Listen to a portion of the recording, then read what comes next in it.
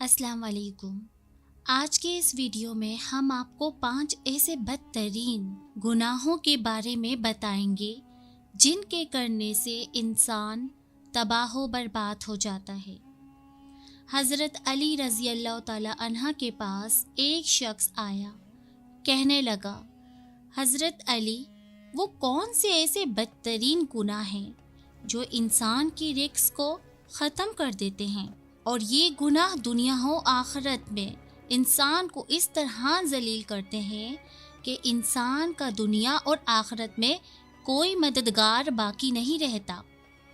ये सुनकर हज़रत अली सैयदना अली अल मुर्तज़ा शेर खुदा ने फरमाया कि अल्लाह के रसूल ने फरमाया, 5 गुनाह ऐसे हैं जिनके करने पर इंसान दुनिया और आखिरत दोनों में तबाह व बर्बाद हो जाता है। 5 गुनाह ऐसे ख़तरनाक गुनाह हैं जिनके करने पर इंसान दुनिया में भी जलील और आखिरत में भी जलील, दुनिया में भी बर्बाद और आखिरत में भी बर्बाद हो जाता है। 5 गुनाह करने वाला शख्स दुनिया में बेसुकून रह जाता है, बेआराम रह जाता है, सुकून का जनाजा निकल जाता है, मुश्किलात उरूज पर आ जाती हैं। जी, ये 5 गुनाह ऐसे ख़तरनाक हैं। हज़रत अली ने फरमाया कि अगर तुम चाहते हो कि अल्लाह का ख़ास करम तुम पर बरकरार रहे, अगर तुम चाहते हो कि रिज़्क़ की फरवानी हो, कामयाबी तुम्हारे कदम चूमे, खुशहाली तुम्हारे कदम चूमे, तो खुदारा इन 5 गुनाहों से बच कर रहना। ये ख़तरनाक 5 गुनाह कभी ना करना। पूछा गया, हज़रत, वो 5 गुनाह कौन से हैं? वो 5 ख़तरनाक गुनाह कौन से हैं? तो हज़रत अली ने फरमाया, पहला गुनाह तो सूद खाना है, पहला गुनाह सूद का कारोबार करना है।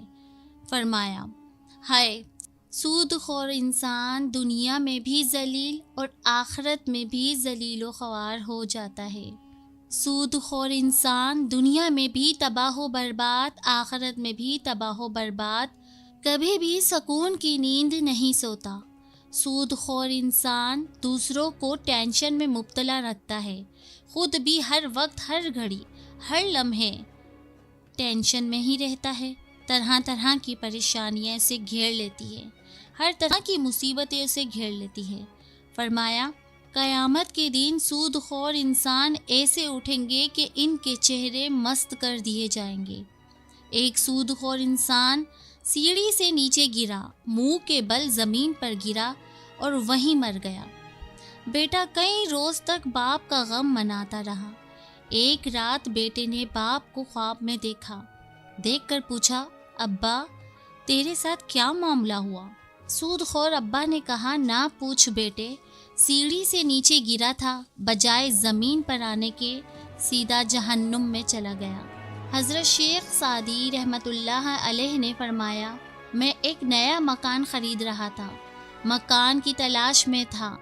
इतने में एक सूदखोर मेरे पास आया, मुझे कहने लगा, ये मकान ख़रीद लो, उम्दा मकान है, इसमें कोई ऐब नहीं, अच्छा मकान है, मैं आपका हमसाया हूँ, इस मोहल्ले का रहने वाला हूँ, आपका पड़ोसी बन जाऊँगा, आपका हमसाया बन जाऊँगा।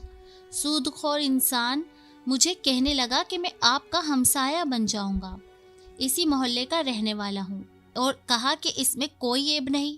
हज़रत शेख सादी फरमाते हैं, ओ नादां, तू कहता है कि इसमें कोई ऐब नहीं, मुझे तो सारे के सारे ऐब इसमें नज़र आते हैं। उसने कहा, हज़रत वो कैसे? तो आपने फरमाया कि इससे बड़ा ऐब क्या होगा कि तू मेरा पड़ोसी होगा, इससे बड़ा ऐब क्या होगा कि एक सूदखोर मेरा पड़ोसी होगा, और जहाँ तुझ जैसा पड़ोसी वो मकान तो मैं मुफ्त में भी ना मिले। अगर आखिरत में मकान चाहते हो, और अगर तुम चाहते हो कि खुशहाली तुम्हारे साथ रहे, रिस्क की फरवानी हो, अगर तुम चाहते हो कि कामयाबी तुम्हारे कदम चूमे, तो सूद कभी ना खाना, सूद का कारोबार कभी ना करना। फरमाया, दूसरा गुनाह किसी नेक औरत पर तोहमत लगाना है, किसी नेक मुत्तकी परहेज़गार औरत पर तोहमत लगाना है। किसी औरत पर तोहमत ना लगाया करो, किसी की बेटी पर तोहमत ना लगाया करो कि इससे पहले कि तुम्हारी بیٹی پہ تہمت لگا دی جائے۔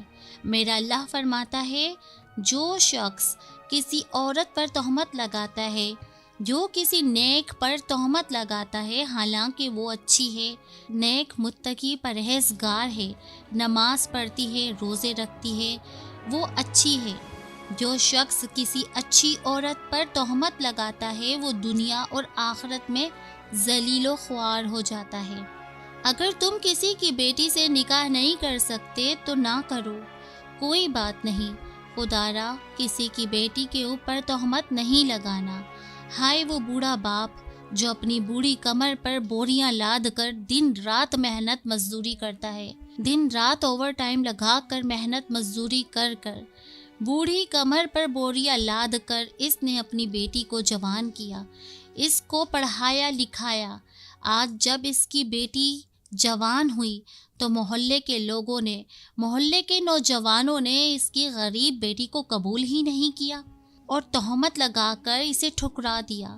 شادی کرنا گوارا نہیں کیا، نکاح کرنا گوارا نہیں کیا، اس لیے کہ اس کے پاس جہیز نہیں ہے۔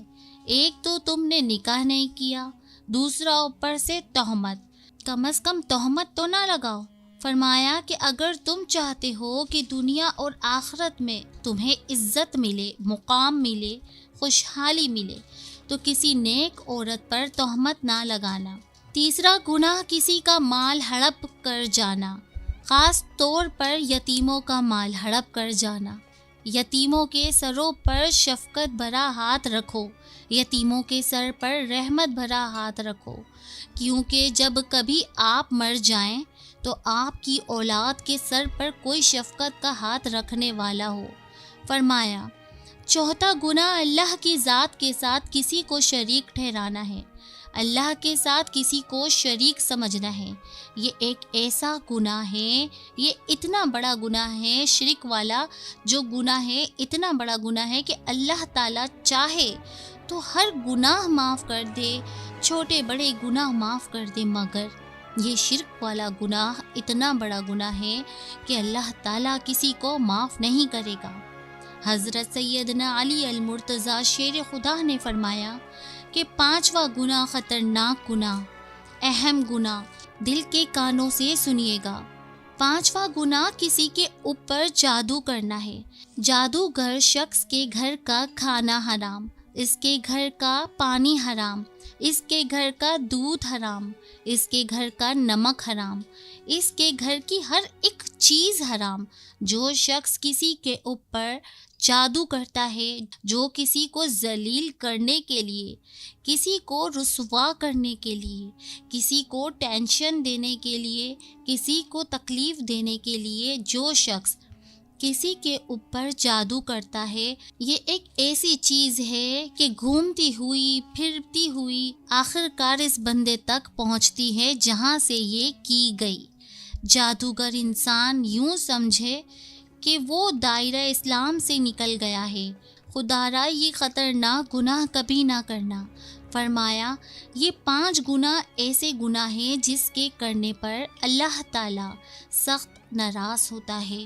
اگر آپ چاہتے ہو کہ اللہ کا کرم آپ کے اوپر برقرار رہے، اللہ کا خاص کرم تمہارے اوپر برقرار رہے، تو یہ 5 گناہ کبھی نہ کرنا، ان گناہوں سے پرہیز کرنا، بچے رہنا۔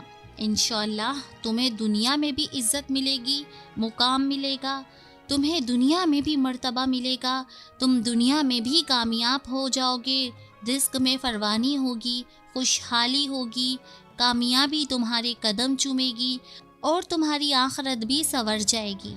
آخر میں اللہ تعالیٰ سے دعا ہے کہ اللہ تعالیٰ ہمیں صراط مستقیم پر چلنے کی توفیق عطا فرمائے، اللہ تعالیٰ ہمیں حق سچ بولنے کی توفیق عطا فرمائے، آمین ثم آمین۔ اگر آپ کو آج کی ویڈیو اچھی لگی ہو تو ویڈیو کو لائک کیجیے گا، کمنٹ کر کے اپنی رائے ضرور دیجیے گا اور میرے چینل کو سبسکرائب کر لیجیے گا اور بیل آئیکن کو پریس کیجیے گا تاکہ آنے والی ہر نیو ویڈیو آپ تک پہنچ سکے۔ انشاءاللہ اگر زندگی رہی تو اگلی ویڈیو میں ملاقات ہوگی، تب تک کے لیے فی امان اللہ۔